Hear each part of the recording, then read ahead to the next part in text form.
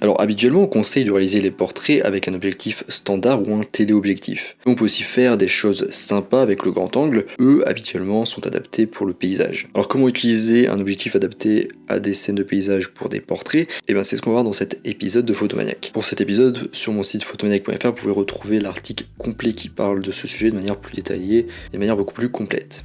J'invite donc à le voir si jamais, surtout qu'il y a pas mal d'exemples visuels. Bref, en avant, Guingamp. Avant de commencer, je rappelle aussi que sur mon site photomaniac.fr, vous pouvez accéder à ma formation gratuite sur les bases de la photographie. Je vous invite à vous y inscrire si ce n'est pas déjà fait. Alors quel objectif grand angle pour le portrait? Généralement autour de 24 mm avec un boîtier 24x36 ou un 16 mm avec un capteur APS-C. Cette longueur focale est un bon équilibre entre impression de réalité et de distorsion surréaliste. Si vous utilisez une focale inférieure à 24 mm, les éléments proches de l'objectif comme les bras et les mains paraîtront très vite et très facilement trop gros ou allongés. Il nécessitera un arrière-plan beaucoup plus grand pour remplir du coup le cadre, ce qui n'est pas toujours forcément souhaitable ou pratique. Donc 24 mm, c'est pas mal. Alors quel est l'intérêt de l'objectif grand angle en portrait? Alors si vous êtes attiré par les portraits avec un aspect surréaliste ou avec plus de contexte, l'objectif grand angle est fait pour vous. Le résultat est souvent inhabituel ou excentrique. Ces objectifs courts disposent d'un plus grand angle de champ et permettent de mettre en valeur l'environnement autour de votre sujet. Ce qui du coup en fait aussi un objectif idéal pour raconter une histoire, bien que ça ne soit pas obligatoire de raconter une histoire dans chacune de ces photos.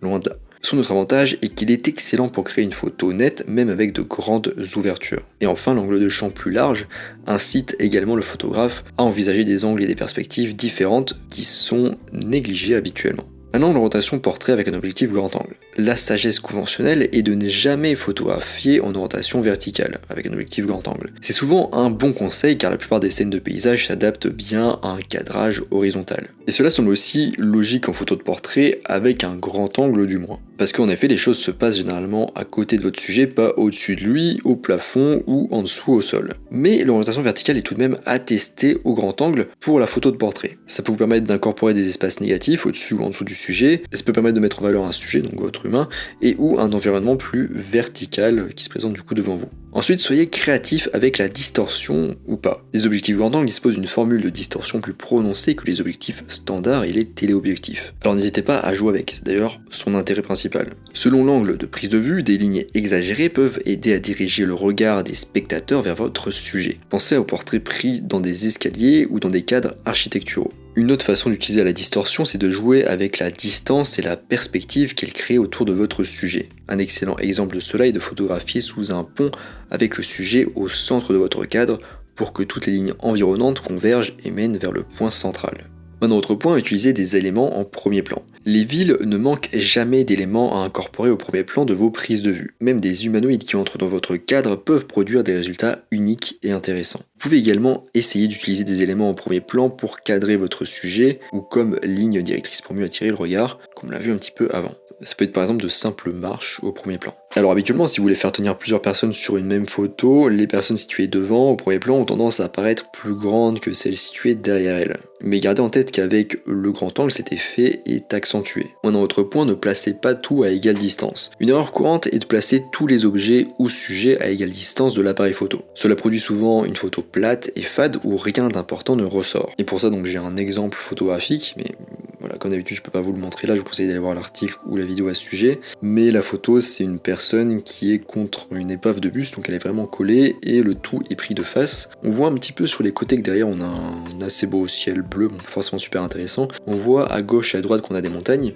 et c'est une photo qui a été prise notamment en Islande où il y a de très beaux paysages. Et bref, la photo elle est juste cadrée de cette façon avec une personne collée au bus du coup et de face. Et le cadre assez serré. Et donc comme je vous disais, même si on a quelques éléments en arrière-plan, les éléments principaux sont à égale distance. Le bus, en gros le bus, l'épave de bus et la personne sont à peu près à la même distance vu qu'elles sont, les deux éléments sont l'un contre l'autre. Ce qui est frustrant car la scène semble avoir un gros potentiel avec un superbe arrière-plan, on a aussi une belle épave avec de belles textures. Alors pour rendre la photo plus intéressante et créer un sentiment de profondeur, le photographe aurait pu s'éloigner pour capturer plus de montagnes en arrière-plan avec le sujet et l'épave au premier plan par exemple, ça aurait aussi rajouté un petit peu de profondeur, ça aurait aussi ajouté un peu de profondeur, il aurait pu sinon éloigner le sujet humain de l'épave, il aurait pu aussi se rapprocher du sujet et de l'épave mais de côté, donc pas en prenant de face mais sur le côté, ce qui aurait eu pour effet d'avoir le sujet au premier plan, puis on aurait aussi eu le bus en ligne directrice globale qui mène vers le sujet mais aussi vers les montagnes. en arrière-plan, il aurait pu enfin trouver un élément à mettre en premier plan. Globalement, ces 4 conseils suivent le même principe,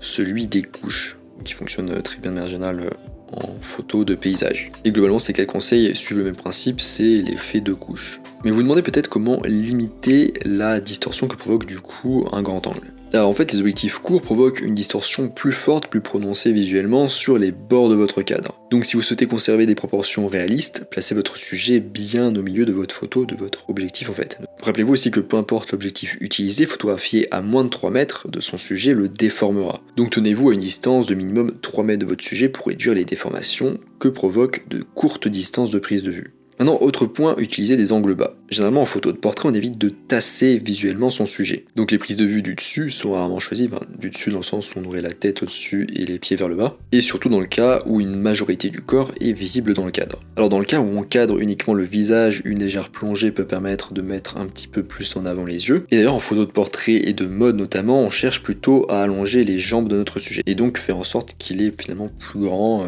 et plus élancé. Et du coup faire en sorte qu'il semble plus grand et plus élancé. Et ça tombe bien car le grand angle est parfait pour ça. Un portrait en contre-plongée et au grand angle peut créer une photo puissante qui ajoute force et autorité à votre sujet. Plus vous rapprochez du sol et levez votre appareil photo, plus l'effet sera appuyé, donc c'est un petit peu à vous de jauger. Donc vous pouvez utiliser ce fait à bon escient si vous voulez donner à votre sujet des jambes plus longues, qui est l'utilisation finalement conventionnelle, ou pour des effets moins conventionnels, vous pouvez aussi vous en servir pour déformer l'environnement ou une partie du corps de votre sujet. Autre conseil, gardez un sujet clair. Le piège dans lequel on peut tomber en photo de portrait au grand angle, c'est de faire entrer trop d'éléments dans notre cadre et de perdre le sujet. Ce n'est pas parce que vous avez plus de place dans le cadre avec un grand angle que vous devez le remplir de détails d'un bout à l'autre. Restez concentré sur votre sujet, dans le cas où vous faites de la photo de portrait, bien sûr. Alors là aussi, je me sers d'une photo exemple où en fait on a un sujet qui est accroupi devant un conteneur rouge. Enfin, je pense que c'est un conteneur ou une grosse poubelle. Et en fait, on a d'ailleurs 3 gros conteneurs rouges et la photo elle est très simplifiée, on a juste le sol, le ciel en arrière-plan, les 3 conteneurs alignés comme ça de manière horizontale face à l'objectif et une personne du coup qui est accroupie devant l'un des conteneurs, donc le conteneur du milieu. Donc dans cet exemple, le cadre est large mais le sujet reste clair pour plusieurs raisons. Déjà parce que la scène est simplifiée comme je vous le disais, donc on a peu d'éléments, le ciel, le sol, les conteneurs et l'humain. On a aussi 3 éléments répétés en arrière-plan qui sont unifiés. Les conteneurs ils ont la même forme à peu près la même taille et la même couleur. En fait, c'est tellement unifié que ça forme presque un espace négatif, mais pas vraiment. Et on a l'humain seul qui contraste par sa texture, donc sa texture lisse, ses couleurs et sa taille. Et enfin, ça fonctionne bien parce que le sujet est au centre d'une symétrie et disposé sur une ligne de tiers. Alors un autre conseil que de rester concentré sur son sujet, autre conseil que d'avoir un sujet clair. Alors autre conseil pour avoir un sujet clair, avoir un sujet réellement intéressant. Recherchez par exemple des personnes qui ont fait l'expérience de la vie ou un sujet qui possède quelque chose de spécial, une qualité intéressante, quelque chose qui le distingue des autres. Alors ça peut être un réel défi à trouver si vous faites juste de la photo avec des personnes que vous trouvez dans la rue, mais ça fonctionne très bien avec les portraits au grand angle, les gens qu'on dit qui ont une gueule notamment. Voilà. Il y a des gens qui ont une gueule, ça fonctionne pas mal pour le portrait au grand angle. Maintenant, dernier point, choisir un bon arrière-plan. Votre photo est aussi forte que sa partie la plus faible, qui est souvent l'arrière-plan. Alors il y a 2 façons d'aborder un arrière-plan dans vos photos de portrait. La première façon, c'est de ne pas distraire. Donc balayez soigneusement la scène et assurez-vous que rien n'attire le regard. Ne négligez pas les distractions en arrière-plan. Vos jambes sont votre zoom et vous permettent de recadrer les distractions si besoin. Parfois, il suffit juste de se déplacer jusqu'à ce que vous trouviez le bon point de vue pour minimiser les arrière-plans chaotiques. Mais attention, un arrière-plan non distrayant ne signifie pas qu'il doit être ennuyeux. Recherchez par exemple des murs éclatants qui ajoutent une touche de couleur ou jouez avec l'éclairage pour créer un contraste net entre votre sujet et la toile de fond. Deuxième façon d'aborder un arrière-plan, c'est d'avoir un arrière-plan qui complète votre sujet en lui fournissant un contexte. Donc dans ce cas-là, votre arrière-plan il est moins abstrait, il est un peu plus complexe, et vous allez profiter du grand angle de champ que vous procure un objectif court pour incorporer des éléments qui se lient à votre sujet. Donc là je donnais un exemple à un pêcheur où on voyait un petit peu son environnement, donc là où il pêchait, sur la plage. Et comme vous pouvez le voir, c'est pas forcément très compliqué d'ajouter un petit peu de contexte. Ici on introduit simplement la mer qui est l'endroit où le sujet pêche, tout simplement, et l'histoire n'a pas besoin d'être très élaborée finalement, ni d'ailleurs d'exister nécessairement sur une photo. Mais souvent quand on ajoute du contexte, ça ajoute potentiellement un petit peu d'histoire.